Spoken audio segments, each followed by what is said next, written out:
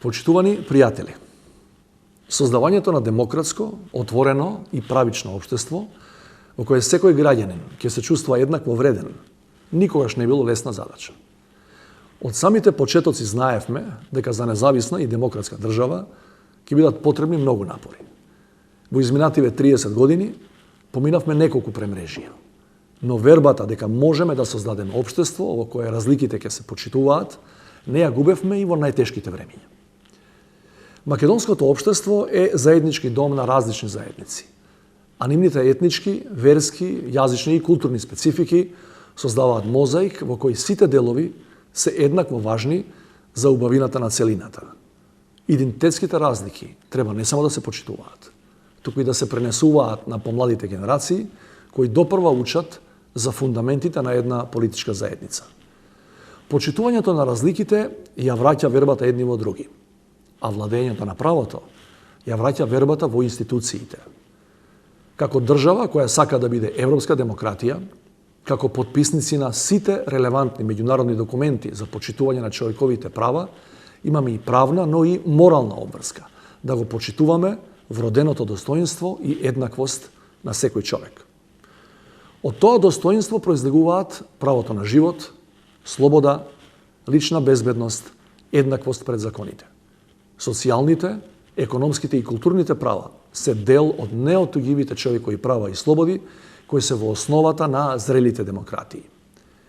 Државата има обврска да се грижи за унапредување на правата на сите нејзини граѓани, а посебна обврска има да ги заштити најранливите категории.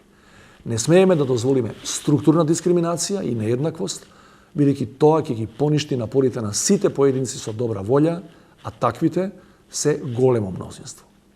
Драги пријатели, ви посакувам успешна работа на денешната конференција. Ви благодарам. Јас верувам дека постојат многу предуслови за кои навистина во овој момент како комисија можеме да констатираме дека се расте бројот на претставки за заштита од дискриминација. Пандемиските услови сигурно имаат свое влијание, но и економските, кои се придружен резултат се разбира од пандемијата, создаваат уште поголема нееднаквост и уште поголеми јазови. Она што навистина за жал морам да го констатирам е дека е потребен многу поширок акција, многу посериозен пристап, но за да можеме да создадеме сериозни политики кои ќе дадат резултат, ние прво мораме да ја констатираме дијагностички. Каде и кои групи најчесто се жртви за дискриминација. И се уште, согласно предметите што досега сме ги разгледувале, а тоа се над 170 предмети, главниот проблем се уште го имаат маргинализираните групи. Лицата со попреченост, припадниците на ромската заедница, социјално ранливите групи. Не можеме да кажеме дека сме им обезбедиле доволно услови за да можат да го остваруваат своето право на еднаквост. Потребна е многу поширока акција од сите општествени сегменти. Тука ќе ставам не само институциите, тука ќе ги ставам медиумите, образовните институции, судството, но доколку не сватиме дека заштитата на принципот на еднаквост започнува од основната клетка во нашето општество, од секој поединец, кога ќе можеме да се пофалиме дека создаваме услови, секое дете да биде запознато со своето право, да ги ужива врз еднаков принцип сите права што ги нуди едно општество, ќе постигнеме навистина голем исчекор. 2021 е зад нас. Беше тешка година не само за нашата држава, туку и за регионот и на светско ниво. Но се надевам дека ќе влечеме искуства и ќе влечеме сознанија како да продолжиме. Пред нас се најавува и се веќе известна енергетска криза. Гледам дека се реагира со соодветни чекори. Заштитата на најранливите треба да биде примерното нешто кон кое ќе ги насочиме нашите идни активности. Прво би сакал да кажам дека самото донесување на оваа стратегија е еден храбар чекор и сериозен исчекор на владата дека сака приоритетно да се занимава со ова прашање. Ние се сеќаваме дека во претходни фази, претходни влади го користеле прашањето на меѓуетничките, меѓукултурните и други разлики како поле за политичка битка, политички провокации, политички манипулации и инциденти кои оделе на штета на граѓаните. Донесувањето на оваа стратегија го смени просторот и атмосферата за делување и сметам дека е тоа еден сериозно позитивен чекор. Стратегијата се спроведува по планот, генерално, иако има многу предизвици во самото спроведување, зашто ќе зборувам малку подоцна, меѓутоа она што сакам да го кажам е дека и двете тела кои што ја следат имплементацијата се функционални во сите 7 области во кои што се покриваат и веќе сме на половина од имплементацијата на оваа стратегија. До крајот на наредната година, 22 година, очекуваме целосна имплементација, секако освен таму каде што ќе има некоја виша сила за да не може да се спроведе, меѓутоа генерално мислам дека добро оди спроведувањето на оваа стратегија. Фокусирани сме и на правната рамка и на оние принципи на правична застапеност во институциите и на донесување на законите кои што обезбедуваат правична застапеност, но исто така и внесување на еден поинаков дух и во образованието, во културата, во односите меѓу младите, пред се за препознавање на различностите и разликите, препознавање на механизмите за надминување на потенцијалните или фактичките конфликти и едноставно борба против говорот на омраза, борба против да речам лажните вести и сето она што може да придонесе за подигање на меѓуетничките и меѓукултурните тензии во општеството. Сите државни институции кои што се во рамки на спроведување на оваа стратегија вршат својата работа. Пандемијата сериозно не ги успори процесите, тоа е факт, особено во делот на јавна промоција на резултатите, но и на јавна промоција на принципите на едно и еднакво општество за сите, како и интеркултурализмот. Мислам дека ова е долгорочен процес и така треба да го гледаме, меѓутоа тоа не значи дека не треба да правиме мали чекори кои што ќе наносат до големи резултати.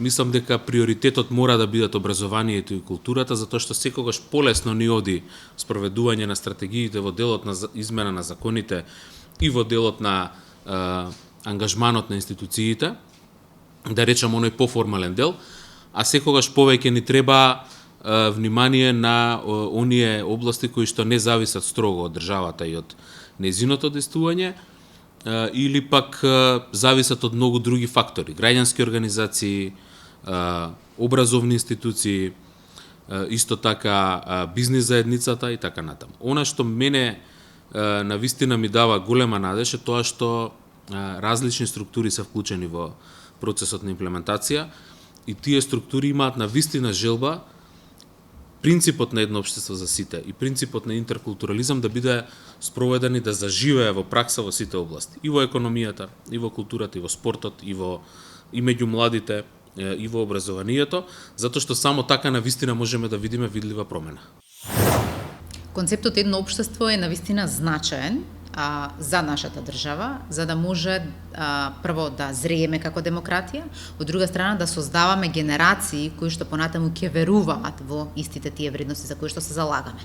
Што укажува на тоа дека оваа влада има можност да од едно конзервативно затворено општество го трансформираме општеството во едно модерно, отворено општество кое што се грижи да секој поединец ги оствари своите права подеднакво, но исто така и да се чувствува дел од процесите на градење на државата. За да постигнеме таква една трансформација на општеството е многу значено да образовниот систем ги ја подкрепи стратегијата едно општество. И токму тоа го правиме. Ако го видите новиот концепт за основно образование, за прв пат поставува национални стандарди за учење, тие се усогласени со европските и светски национални стандарди за учење, секако адаптирани на нашите потреби, но од друга страна, за прв пат се поставуваат и 3 столба. Едниот е инклузија, значи секој да има еднаков пристап, вториот е родова рамноправност или тие пораки кои што досега се праќа, а се однесува на понижување на жената или ставање на второ место, сега да имаме изедначување и позиционирање и на и момчињата и девојчињата на еднакво ниво и нашите очекувања од нив да бидат подеднакво поставени таму. И третата е интеркултура или навистина почитување на сите поединци кои што се во оваа држава подеднакво и давање шанса на секој, независно од својата етничка припадност, да го постигне својот максимум. И мислам дека со така поставен образовен систем може да се надеваме на толерантно општество, но не толку толеранција е како да живееме едни покрај други.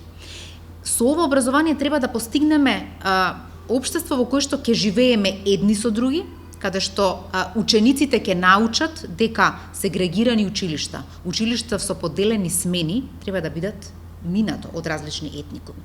И така поставен концепт за основно образование може да даде едно општество за сите за некои десетина години од денески. Затоа сум горда што во мој мандат прво се донесе концепцијата, имаше бурни реакции, сите сте сведоци на истото, но мислам дека оние кои што размислуваат добро за иднината на државата, апсолутно го поддржа. Имаше и такви кои што и до денеска не поддржуваат, но јас сум среќна што наставниците конечно застанаа на страната на концепцијата и имплементација во прво и четврто оделение денеска се одвива без никаков проблем. Дополнително, сите училишта кои што покажуваат дека интеркултурата, учењето за различностите е нивна вредност, добиваат и грантови од Министерството за образование и наука како поттик за да може да бидат наградени на некој начин за нивните активности, а имаме доста такви училишта кои што мислам дека 97 такви грантови се даваат годишно, кои што навистина ми даваат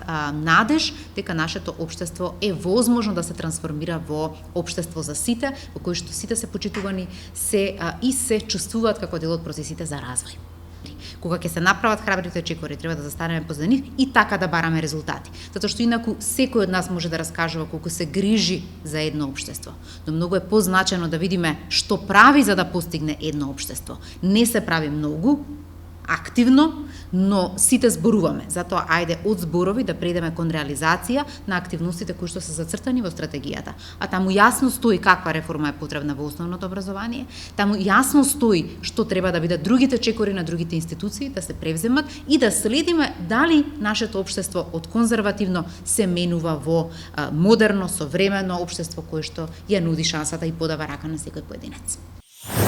Министерството за труд и социјална политика ги адресира потребите, како што кажавте, на најранливите категории на граѓани во еден дел и другиот дел се однесува на прашања од сферата на пазарот на трудот. Кога говорам за најранливите категории на граѓани, на почетокот на годината 2021 во јануари беше усвоен новиот закон за спречување и заштита од насилство врз жените и семено насилство, кој што произлегува со ратификација на Истанбулската конвенција. Во изминатиот период ги подготвивме најголем дел од подзаконските акти, врз основа на кои што ќе се јасно дефинираат услугите и сервисите за жртвите на насилство, меѓутоа и за сторителите. Она што исто така представува придонес во делот на инклузија на лицата со попреченост. Јас сум многу горда што ова година успеавме да ја воспоставиме апликацијата аудиочитачот, македонската верзија Кико и албанската верзија Хана, која што возможува слика или текст лицата со оштетен вид и слепите лица да можат да ги слушнат и да ги разберат. На тој начин овозможуваме нивно секојдневно вклучување во општествените тајкови на иста основа како и за останатите граѓани. Во делот на попреченоста воведуваме нов концепт на проценка на попреченоста согласно меѓународната класификација на функционалноста и со овој пристап попреченоста се дефинира како човеково право. Лицата со попреченост се високо на агендата на Министерството за труд и социјална политика. Продолживме со процесот на деинституционализација и веќе отворивме 4 куќи, мали групни домови во кои што се сместени лица кои што беа сместени досега во заводот во Демир Капија. Кога говориме за лицата кои што се маргинализирани, кои што нема кој да се грижи за нив, старите лица, Воспоставивме социјални услуги, помош и нега во домот за 900 наши стари лица, граѓани на територијата на целата држава, кои што добиваат на секојдневно ниво помош од 300 лиценцирани даватели на услуги. На тој начин придонесуваме за подобрување и олеснување на животот на старите лица, а од друга страна овозможуваме вклучување на пазарот на трудот на тешко вработливи лица со ниски квалификации и вештини кои што се долго време одсутни на пазарот на трудот. За да може жената активно да биде вклучена во општествените текови, неопходно е некој да се грижи за незините деца. Затоа што традиционално мајката е таа која што се грижи за малолетните деца. Од тука, горда сум што оваа година изградивме 15 градинки, од кои 10 се во рурални средини, што повторно даваат можност на жените на секаде на територијата на државата да ги остават своите деца во градинки кои што се изградени согласно најсовремените европски стандарди, со каде што примаат најсоодветно воспитување и подигање во раната детска возраст, за да мајките се бидат активно вклучени на пазарот на трудот. И кога постојано говорам за вклучување на ранливите и исклучените, и преку активни програми и мерки за оперативниот план кој што го спроведуваме преку Агенцијата за вработување, придонесуваме ранливите категории на граѓани да се вклучат на пазарот на трудот, да заработуваат за сопствена екзистенција. Социјалните ранливи категории на граѓани кои што живеат на работ на сиромаштија, системот е воспоставен на начин да може да ги абсорбира и да одговори на нивните потреби. Ние во услови на пандемија овозможивме бројот на домаќинства кои што се вклучени во системот на социјална заштита како приматели на гарантирана минимална помош да ги прифати. И оваа година, 2021, овој број изнесува некаде околу 8.500 дополнителни домаќинства од почетокот на пандемијата до денес. Тоа говори дека како влада и како Министерство за труд и социјална политика силно веруваме во концептот едно општество за сите. Истото се однесува за припадниците на ЛГБТИ заедницата. Ова година по втор пат бевме дел од парадата на гордоста во знак на поддршка на лицата кои што се дел од оваа група. Така да продолжуваме и понатаму со политиките кои што навистина ќе придонесат за целосна имплементација и остварување на овој концепт. Овој концепт не може да го изградат само политичарите. Овој концепт не се гради само со законски решенија, туку е важна неговата имплементација. Важна е вербата на сите нас, на носителите на одлуки, како најодговорни, на невладините организации како ресор, како еден сектор кој што е коректор на власта, на начинот на кој што власта се практицира, но пред се на сите граѓани. Ние уште при подигањето на нашите деца, во нашите семејства, треба да ги воспитуваме дека секоја различност е вредност и богатство сама по себе. И дека кога децата растат со прифаќање на тие различности, тие се градат во академски граѓани, интелектуалци кои што таа различност понатаму ја продлабочуваат, градат мостови на пријателство. И од тука, одговорноста за изградбата на концептот едно општество за сите е одговорност на секој граѓанин во нашата земја. Civilmedia.mk. Слободно, независно, отворено.